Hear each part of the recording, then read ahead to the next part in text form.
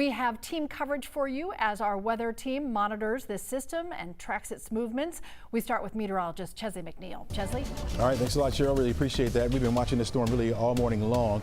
Very strong back off to the west of us over into parts of Mississippi and now moving into Alabama where at least warnings have begun to expire there, but still very powerful storms. You can see all the lightning strikes associated with it as it continues to push a little bit further over toward the east. Already starting to enter into our far northwestern counties with a couple thunderstorms. You can see those lightning strikes associated with it up there into our far northwest. That's going to continue to push over toward the east. So momentarily we'll be moving down over toward you in Dalton County, or over into Dalton momentarily. We get you a little bit of break from the lightning strikes, and then you make your way down toward Somerville, down toward the Rome area, and then the lightning strikes start picking up again. Very heavy rain associated with this line and winds gusting up to about 40 miles per hour at times. Below severe criteria, but still a very powerful storm that could be pushing through. So far, for the most part, the rain has been on the light side, similar to what you're seeing over toward Ellijay, Ivy Log there. Light scattered showers with a few moderate pockets here and there. Had a couple lightning strikes up there to the north, but that has been it. We are following this line. It's a little bit further off to the west of us now, just heading into the Anniston area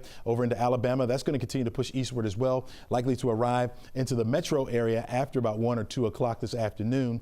Chris Holcomb will have some timing on that for us in just a few. So we've been watching that. When we talk about our 11 Live weather impact, we're talking about at least until 3 o'clock today. It's after that that we think it will be well enough to the east that things will start to settle down for us. But heavy rain and strong winds are the major threats that we're looking at this afternoon. A brief tornado, a brief spin up certainly possible, but on the very low end for this afternoon. So you need to stay weather ready, folks. We do have some watches over our area. Meteorologist Chris Holcomb has been here since 7 a.m. in our streaming center. Joins me now here on the show to talk more about these watches and much more. And Chesley, we've been watching those watches that were back in Alabama, and earlier they extended into northwest Georgia, including Dade, Walker, Catoosa, and Chattooga County.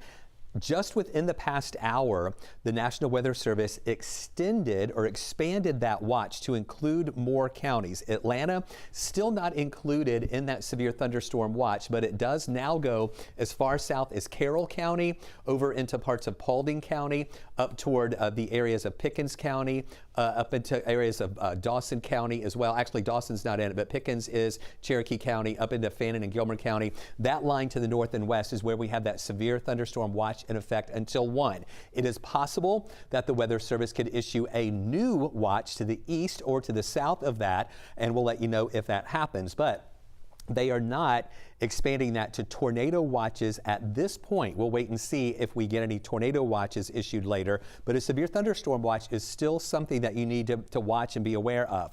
We continue in that level 3 of 5 risk for severe storms possible during our area today, but as Chesley showed you, we're seeing good signs back in Alabama that those storms are not severe quite yet.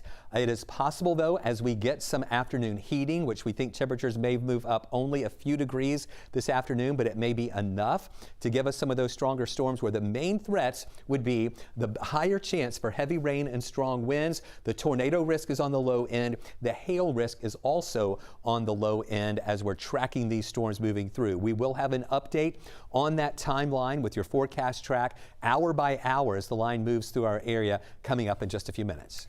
All right, Chris, thanks to you and to Chesley. Much more in just a bit. We do expect this storm system to impact your drive today. Our team has been out all morning for you, monitoring the changing road conditions. Ariana Manise joins us from the 11 Alive Weather Impact Tracker. Ariana, how are things looking out there right now? Well, Cheryl, we are starting to see changes on the road. As you mentioned, we've been driving around since about 5 a.m. this morning, really monitoring how the road conditions are going to change as severe weather moves through the area. All right, this is a look at driving conditions right now. We're in Oglethorpe, and you see our windshield wipers are on. We're starting to see heavier raindrops on the windshield. When we first started out around 5 a.m. this morning, driving towards northwest Georgia, where we wanted to be in position to see kind of the first feel of that severe weather right as it moved into our state. We more so started to see mist, and then all throughout the morning we saw it just go back and forth between mist, heavier raindrops, but overall conditions have been mostly calm.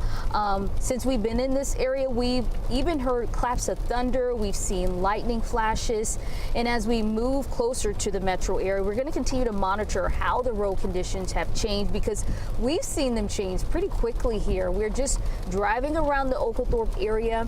When we first got to the area, the rain really started to pick up, and we even started to experience ponding on this side of the roads. Now, once the storm moves through the city, the biggest risk for drivers will be damaging winds and heavy downpours, which could really lead to ponding on the roads and reduce visibility, making travel dangerous. Also important to note, once we got into this area, it was light, like you see right now. We moved deeper into the county, and we started to see it turn to a darker gray. So just to give you an idea of what the roads look like right now, you kind of see the raindrops, you see the roads are wet at this time. So just a reminder, if you do have to travel around that peak time that Chesley and Chris are predicting for that severe weather to hit the city, you want to time that out to make sure you're off the road, because you do not want to experience driving in conditions where they can change so quickly due to weather. Back to you. Ariana, thanks for that look. We appreciate it.